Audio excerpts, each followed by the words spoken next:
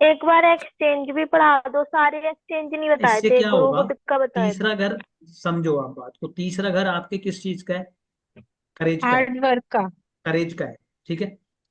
तो जब malefic planet नीच का हो जाता है तो वो और ज्यादा क्रूर हो जाता है। क्या आ जाती है उसमें? क्रूरता आ जाती है। तो अब तीसरे घर में वो क्या करेगा? वो किसी भी हालत में अपनी उस इच्छा को, अपने उस काम को जो उसकी इच्छा मन में है, उसको पूर्ण करने के पीछे लगा देगा। तो भौतिकता की दृष्टिकोण से वो बहुत अच्छा है। लेकिन छोटे भाई बहन के लिए वो ठीक नहीं है, होने नहीं देगा। अगर हुए तो उनको कष्टकारी बन जाएगा वो उनके लिए। अब छठे घर में नीच का प्लेनेट बैठा दिया आपने, नीच का मंगल, नीच का शनि, तो शत्रुओं को गड्ढा खोद देगा। क्योंकि छठे घर में क्या है? छठे घर में तो आपको युद्ध करना है। तो नीच का प्लैनेट में भी उतनी शक्ति होती है और ज्यादा क्रूर हो जाता है मैलिफिक प्लेनेट खासकर। तो और ज्यादा आप क्रूर हो जाता चाहते हैं कि उस चीज को मतलब उसके पाने के अंदर लिए कुछ और वो नहीं इंसान बचता, को ठीक प्रेरित करने की कर टेंडेंसी नहीं होती, वो तो बिगाड़ने के माहौल में आ गया है। दिया जैसे मंगल किसी का उच्च का होगा और एक मंगल किसी का नीच का होगा। मंगल उच्च का होगा तो उस व्यक्ति के अंदर पेशेंस होगा। था। बहुत पेशेंस होगा उस व्यक्ति के अंदर। हम्म। मंगल नीच का होगा तो उसके अंदर बिल्कुल पेशेंस नहीं होगा। वो छोटी छोटी बात पे ची ची चै चै करता ही रहेगा हमेशा। शनि शनि भी यही नीच करेगा। नीच। शनि पेशेंस देता है। अब शनि नीच का होगा। हमारी इस क्लास में शिवानी थी, अभी जब हम फर्स्ट लेवल कर रहे थे, उनका नीच का शनि था। आपने उनको देखा? मैंने एक बार बोला भी था कि नीच का शनि आपका काम कर रहा है, पेशेंस रखो। इम्पेशेंट कर देगा। अभी जान लो बस एकदम से सारी चीजें। 10वें घर क्या है? 10वां घर आपका कर्म है। केजरीवाल का है, उनका 10वां नाम नहीं घर, लिया। एक मिनट, 10वां घर आपका कर्म है।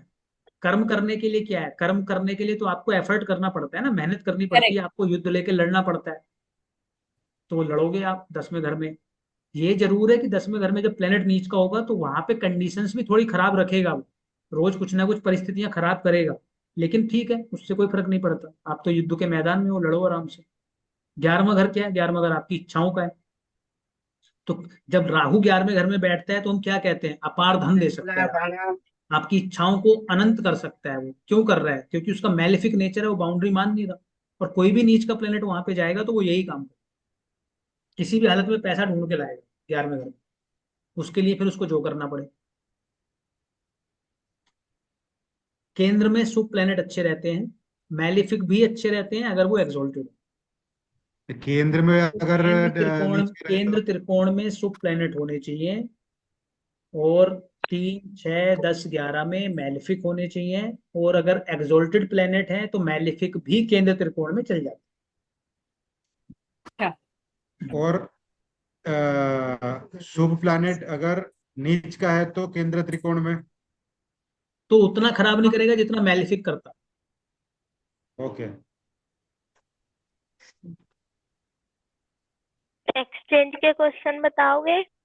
एक्सचेंज में जिस भी घर के साथ हो रहा है, आप मेरे घर मैं आपके घर, पूरे पूरे रिजल्ट आए।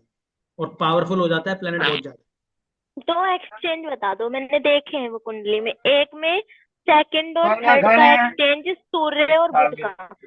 ठीक है। सेकंड और थर्ड सूर्य बुध का कर्क लगन। तो वो ठीक है। कैसा है? अच्छा है। मतलब पैसे के मामले में कैसे अच्छा देखेंगे? है, बिल्कुल बहुत अच्छा बिल्कुल है। अच्छा है। हाँ बहुत अच्छा है पैसे के लिए, अच्छा है पैसे के लिए। ओके। सेकंड और सेवंथ का एक्सचेंज, लेकिन चंद्रमा और शनि का। हाँ वो पैसे के लिए अच्छा है लेकिन मानसिक शांति के लिए अच्छा नहीं। मानसिक सुख के लिए अच्छा नहीं है, क्योंकि वो शनि चंद्र का एक्सचेंज हो रहा है तो चंद्रमा में शनि के प्रभाव भी आएंगे। तो चंद्रमा मन आपका पीड़ित कर देगा, लेकिन आपको पैसा खूब आएगा सप्तम हाउस के थ्रू। ये अभी सर तो दो ही देखे थे। हम्म। सर जब हम 12वें घर की बात करते हैं और हम कहते हैं विदेश यात्रा, ठीक है। अब एक बात विदेश, होती है विदेश कहते हैं हम, विदेश कहते हैं 12वां घर। कहते हैं हाँ वही विदेश कह रही हूँ ना यात्रा मैं। नहीं। अच्छा यात्रा नहीं, विदेश कहते नहीं, हैं। विदेश होता है 12वां घर। ओके विदेश नॉट में सेटल यात्रा। हो जाओ, विदेश में ये हो जाओ। तो अब एक चीज बताइए सर। हम्म। विदेश, ठीक है। अब प्रैक्टिकल लाइफ की बात है, ठीक है। हाँ हाँ, अब पूछे पूछे। बंदा गया, एम्प्लॉयमेंट मिली उसको बाहर, वो चला गया, ठीक है।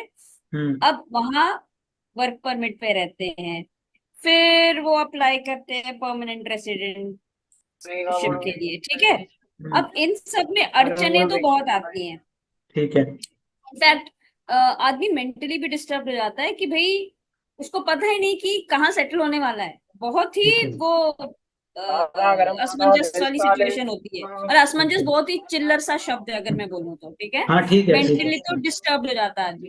तो हम्म। वो कैसे समझ में आएगा कि वो बाहर ही रहेगा या वापस आएगा? ये कैसे ठीक समझ में आएगा? या उसको मिलेगी नागरिकता वहां की या नहीं मिलेगी, स्थिति ये है, कैसे जो डिसाइड हमारी होगा? स्थिति है, किससे ठीक है, लिमिट ठीक है। है, ठीक है, ठीक है।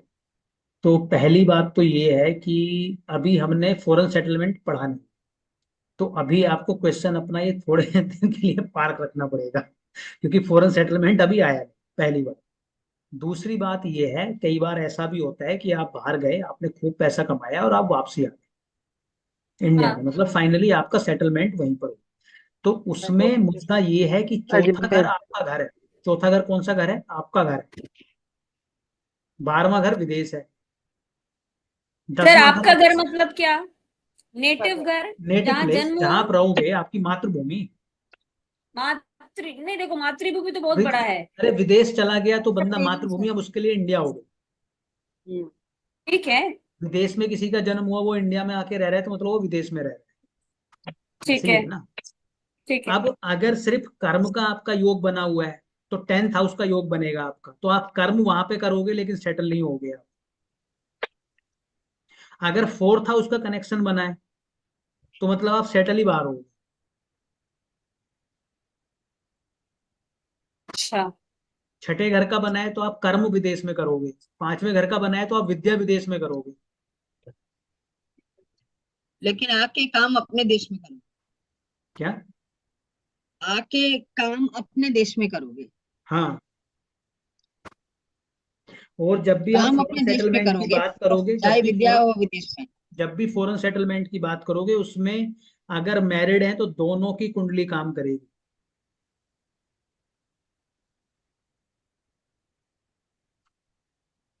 जैसे जैसे भगवान श्री राम अयोध्या में जन्म हुआ, 14 साल के लिए हाँ। वनवास गए, तो वो क्या था? विदेश यात्रा थी ना उनकी वो। आज के मॉडर्न कॉन्टेक्स्ट में आप क्या बोलोगे उसको?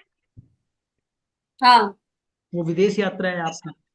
उस विदेश यात्रा में जो आपको आपने प्रॉब्लम बताई है, वो उनको प्रॉब्लम हुई वहां पे। अच्छा सर, अभी आपने कहा ना दोनों कुंडलियां देखी जाएंगी, तो मुझे याद आ रहा है एक प्रीवियस क्लास में जया जी बोल रहे थे ना अपने भैया और भाभी के बारे में, हाँ, एक को वहां रहने का मन है, एक को नहीं रहने का मन है। हाँ। आ, अब देखो, मैंने आपको क्या बोला, मनसा वाचना कर्मणा बोला था, चलो आपने याद दिला दी। अब दूसरा सुन लो इसी का, ये एग्जाम्पल इन्हीं वाला। इनकी भाभी की कुंडली में फॉरेन सेटलमेंट है, और वो ठीक भी है उनके लिए, तो ठीक है जी, वो तो वहां पे चल के ठीक है। अब इनके ब्रदर मानसिक रूप से वो इंडिया में रहते हैं। क्यों? नहीं पर क्यों? क्यों? क्योंकि वो बार बार चाहते हैं कि मैं इंडिया में रहूं। तो ब्रदर की कुंडली में नहीं लिखा फॉरेन सेटलमेंट? नहीं, उनमें स्ट्रोंग नहीं है, उसमें उनमें तो जैसे है कि नेटिव ओके। प्लेस पे। ओके। अब उनके मन में हमेशा नेटिव प्लेस चलता रहता है, तो मन तो से तो वो ये नेटिव नेटिव प्लेस के हैं, लेकिन देह से वो विदेश में रह रहे हैं। मतलब इतना सिंपल सब्जेक्ट नहीं है कि 2+3=5। इतना ज्योतिष इतना सिंपल सब्जेक्ट नहीं है, इसीलिए हम बोलते हैं कि अपने 2-4 जीवन भी आप इसमें लगा दोगे ना, तब भी इससे पार नहीं पा। क्योंकि हर बहुत लोचे हैं जीवन में। क्योंकि ये क्या है ना, इसमें सैकड़ों चीजें हैं जो आपको इन्फ्लुएंस कर रही हैं, सिर्फ ये प्लेनेट नहीं है, सिर्फ ये उन प्लेनेट के बारे में आप जान पाओ सारा, ये मतलब पॉसिबल ही नहीं। बहुत कुछ है। भाई मैंने आपको यहाँ बढ़िया करके भेजा कि भाई आपको मुक्ति लेनी है, मुक्ति करना है, ये करना है। रास्ते में आपको दोस्त मिला, वो कह रहा है चल भाई रोल्स रॉयल आएंगे हम, तो उसने उसके सपने दिखा दिए। अब वो हावी हो गया आपके ऊपर। तो पहला ज्ञान तो बैकग्राउंड में चला गया, अब दूसरा आ गया।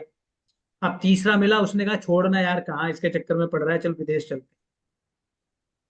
तो समझो कि कितनी चीजें ऑपरेट कर रही हैं आपके जीवन में। इसीलिए मैं बोलता हूँ बार बार कि अगर इसको आप गाइड की तरह यूज करोगे, तो हमेशा आप सही डायरेक्शन में जाओगे और डेस्टिनेशन अच्छा होगा आपका। सिर्फ इस प्रिडिक्शन से लोगे कि मेरा विदेश में सेटलमेंट होगा कि नहीं होगा, तो ये तो एक प्रिडिक्शन हो गई आपके लिए। वो काम कर भी सकती है, नहीं भी कर सकती। अब मैं आपके लिए बोलूँ कि आपको विदेश में रहना ही ठीक है, तो आपको वहीं रहना चाहिए। तो अब आपको पूरा एफर्ट ये करना है कि किसी भी तरीके से आप वहीं पर रहो, तो आपके लिए बढ़िया। तो ये भी हो सकता है कि किसी के लिए रिटायरमेंट तक वहां रहना है, उसके बाद फिर वापस आना है, ये भी हो सकता होगा। हाँ हाँ, मतलब कर्म खत्म हो गया आपका तो बिल्कुल हो सकता है। मतलब 10th रोड का कनेक्शन खत्म हो गया, जब तक आप काम कर रहे हो तब तक आप विदेश में हो, जिस दिन आपने काम करना छोड़ा आप घर आ गए।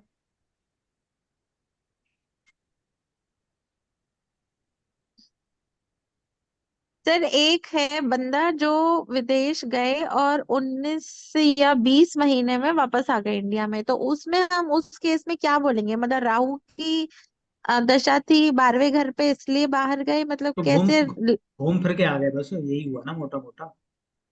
हाँ। बस ठीक है, घूमना फिरना होगा, 9th का 3rd का कोई कनेक्शन बन रहा होगा। कुंडली सबको बता दो एक बार, तो लोग समझ भी पाएंगे। सर लेकिन कुंडली अभी नहीं पता सर मुझे, सर कुंडली नहीं पता। अच्छा, फिर बिना कुंडली के अब कैसे डिस्कस करेंगे?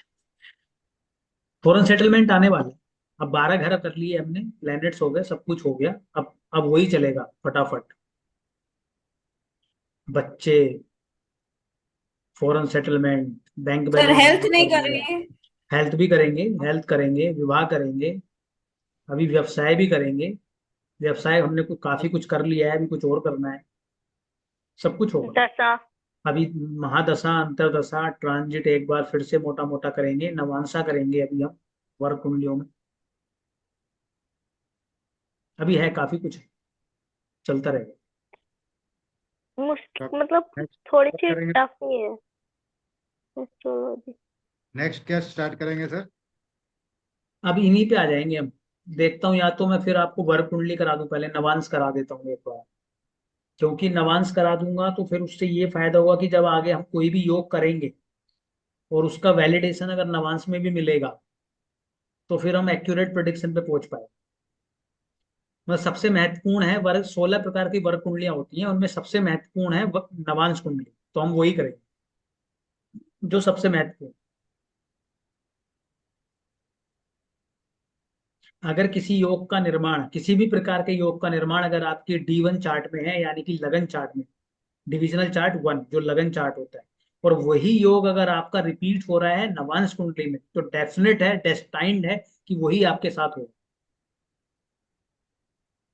सर आई मिस्ड इट, क्या बोला सर आप प्लीज दोबारा? अगर D1 और D9 में सेम कॉम्बिनेशन रिपीट हुए, कोई भी तो मतलब प्लान। डेस्टाइंड। जैसे मान लो आपका प्रोफेशन है, आपके प्रोफेशन में 8 और 10th का कॉम्बिनेशन बना हुआ है आपका D1 चार्ट, लगन कुंडली में। मतलब आपका 10th लॉर्ड जो है 8th हाउस में बैठा है, या फिर 8th लॉर्ड आपके 10th हाउस में बैठा है, ये तो आपके लगन चार्ट में बना। वही सेम कॉम्बिनेशन नवांश में बन गया जाके, तो मतलब अब 8th हाउस से आपका प्रोफेशन होगा ही होगा, कोई वेरिएशन नहीं है।